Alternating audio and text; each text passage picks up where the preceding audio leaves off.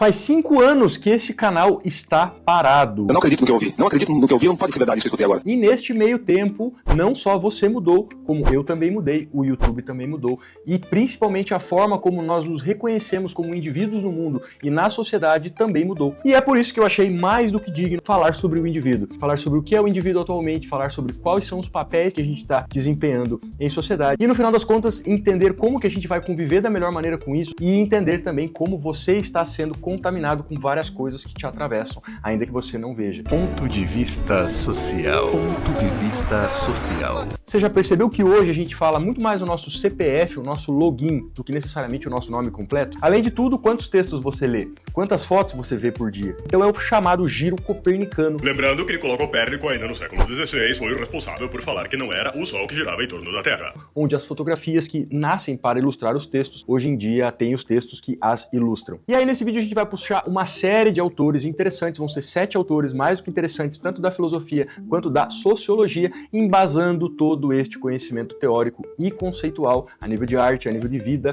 que a gente precisa ter para ser um fotógrafo diferenciado. Lembrando que estamos aqui para falar coisas muito além da técnica e pode que, se você não goste desse tipo de reflexão, este canal e este vídeo não seja para você. Eu sou o Guilherme Bressan, mestre em fotografia contemporânea, trabalho com arte e imagem há quase 10 anos e estou aqui realmente para expandir os nossos horizontes e para entender que uma imagem tem muito a dizer, ainda que esteja em silêncio. E lá no final eu vou mostrar como isso mesmo afeta a sua identidade e afeta a tua própria forma de fotografar, quando a gente se referencia ou copia algo. Então são níveis diferentes para entendimentos diferentes. Então, para você que chegou aqui no YouTube, eu acredito que você realmente queira um vídeo um pouco mais profundo, um pouco mais embasado, com coisas que você não está acostumado a ver por aí, até porque a fotografia é infinita e o universo, o tamanho do universo dela, a gente só tem noção quando a gente começa a mergulhar. E, em primeiro lugar, trago Norbert Elias, que é um cara excelente lá da sociologia, com este livro A Sociedade dos Indivíduos. É um livro bastante interessante que traz essa introdução para o nosso momento, né? Ele comenta que, da mesma forma como o indivíduo é moldado pela sociedade que ele vive, pela função que ele ocupa, pelo que ele faz todos os dias com o corpo dele e do trabalho dele, os indivíduos também moldam as estruturas sociais. Então a gente tem que entender esta interdependência que também acaba sendo mais suscetível hoje, até porque os nossos estímulos, as nossas referências sociais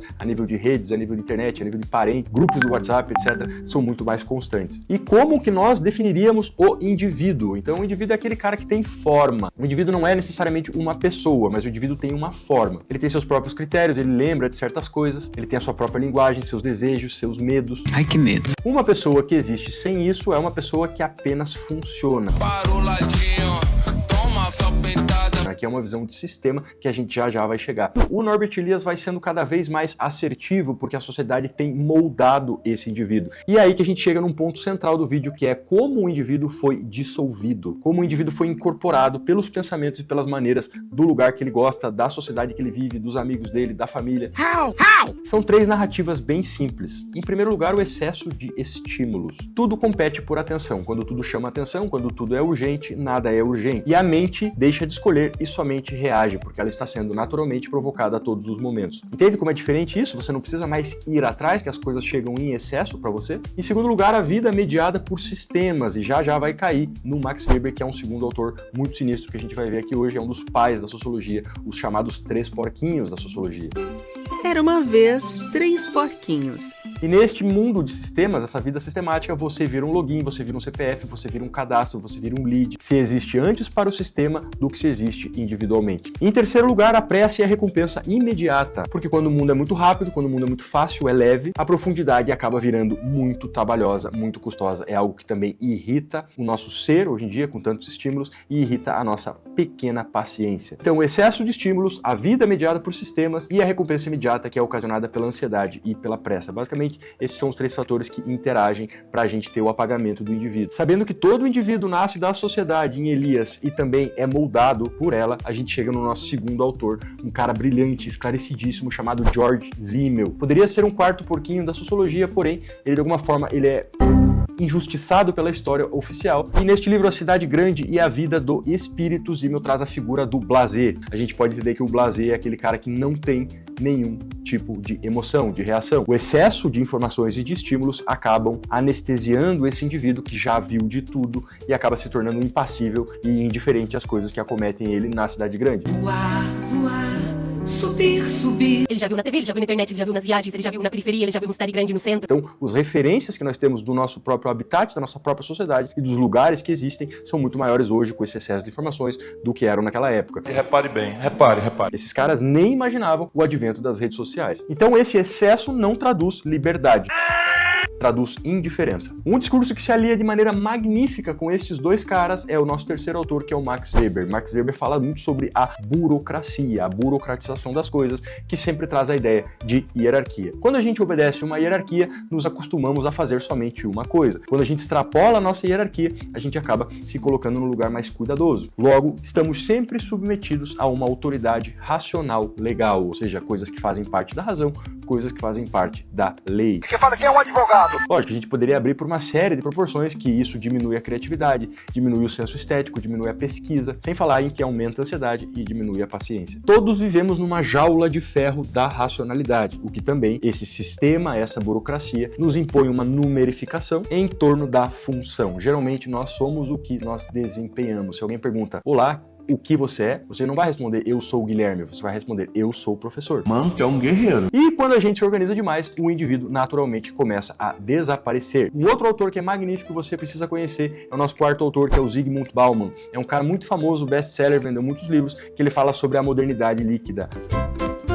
As relações são frágeis porque o fluxo de relações é muito mais constante. Então, quando a gente tinha 5, 6 anos e precisava desmarcar o encontro com um priminho que tinha sido combinado naquela tarde de sábado, era uma verdadeira sessão. Meu Deus! Você tinha que ligar para tua irmã, para tua prima, para tua tia, falar, ó tia, não vai dar pro Juninho vir brincar aqui hoje, e isso causava um certo constrangimento. Vocês entendem então a relação? O tamanho do fluxo de informações? Hoje em dia basta não responder, não visualizar o WhatsApp ou até certo ponto bloquear a pessoa que você está desvencilhado dessa relação. Entendem a liquidez? Porque tudo segue o fluxo, não existem formas pré-definidas de relação e, como diz o Zygmunt Bauman, e a água justamente pelo exemplo de que ela se adapta a qualquer tipo de recipiente em que ela estiver inserida. Então a identidade não se constrói mais, ela se consome e ela se adapta.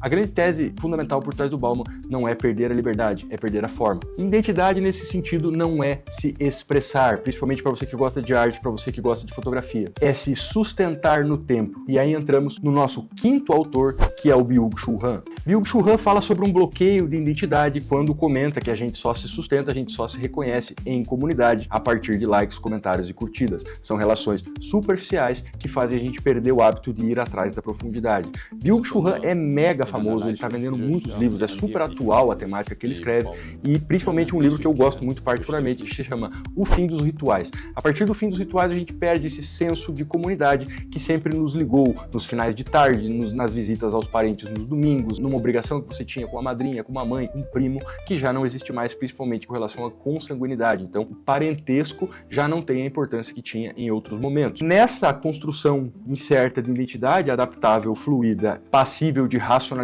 legal, juntando todos os nossos autores até agora. Que viagem é essa, velho? A gente pode entender que o processo de vida acaba se tornando uma performance de vida. E é aí que você tem que ficar esperto. Porque o sujeito passa por um processo de autoexploração. Nós somos explorados por nós mesmos a partir do momento que a gente tem muito juiz e muito espectador para julgar. Eu sempre falo aqui dentro na escola que ninguém está preparado para receber 300 comentários sobre o corte novo de cabelo. Isso é uma coisa extremamente grave e que psicologicamente vai abalar a pessoa de alguma forma, porque nessa sequência de 300, se vier 1, 2 ou 3, já vai ser o suficiente contestar este corte novo de cabelo. Entendem como a autoimagem ela está super afetada por essas coisas que nos atravessam a nível de molde social, a nível de excesso de informações e de referências com redes sociais? Então é lógico que o indivíduo não ia passar impune, não ia passar incólume. Se esse sujeito se administra num lugar publicitário, num lugar altamente imagético e forrado de referências visuais. E aí a gente entra no nosso sexto autor, que é sinistro, que é o Guy Debord. Esse cara tem um livro altamente comentado na crítica e na história da arte, que é A Sociedade do Espetáculo. Fez um baita sucesso nos anos 70 e 80. Se não me engano, ele é do fim dos anos 60. E esse livro fala que a publicidade hoje é o clima. Ninguém vai falar assim, ó, você aqui, ó, compra isso aqui que é bom. Bom? Muito muito bom. Ela vai te mandar, ela vai te moldar, ela vai te colocar para desejar de uma maneira certa. O que é bonito, o que é sucesso, o que é celebridade, o que é medo, o que é fracasso. A vida ideal é o trunfo da publicidade, sem precisar necessariamente te vender um produto. A rotina ideal é uma identidade pronta, afinal de contas. Uma rotina perfeita para você. Um estilo de vida mais saudável.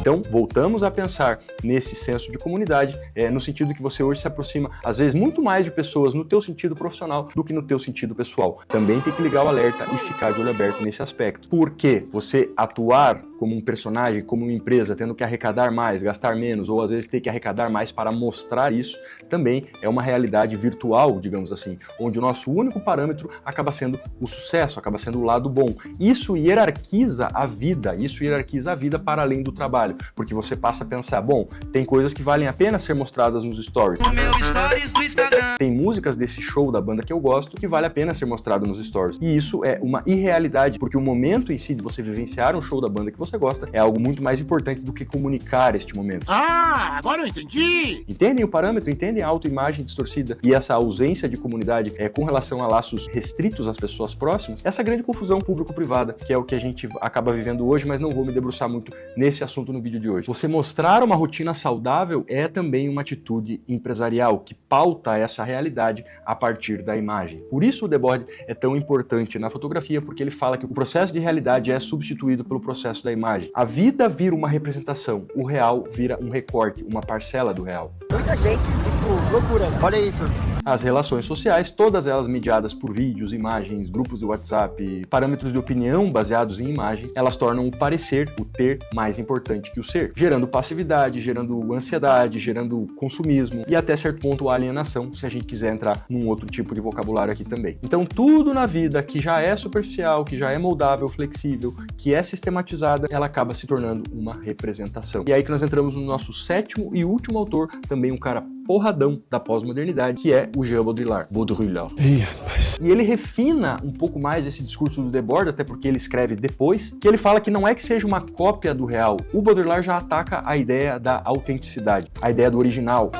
A ideia de que não existe mais o original, dado o momento que a gente não sabe para onde voltar. Porque o original vem de origem, né, se a gente pensar bem. E nesse sentido, perdendo o critério do que é real ou não, o maior trunfo da publicidade e desse universo cheio de informações e estímulos não é nos convencer de comprar, é nos convencer de quem somos. Tadinha, que barra! Entendem o ponto crucial da crise de identidade? E como que eu poderia fazer para conviver de uma melhor maneira com relação a isso? Sem dúvida nenhuma, a gente tem que começar reconstruindo o nosso critério. O que é o critério? Vem dessa coisa da crítica, de você pegar, comparar e falar, não, isso aqui pode ser melhor pensando a longo prazo, pensando no futuro. Muito bom.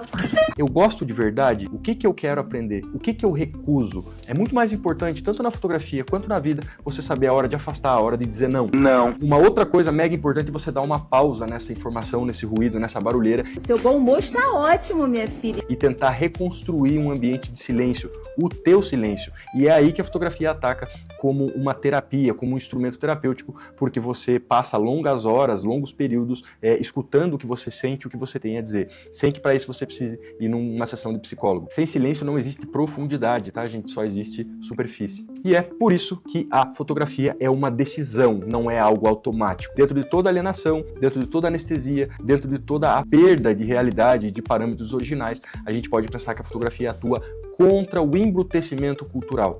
Fotografia não é uma ciência exata.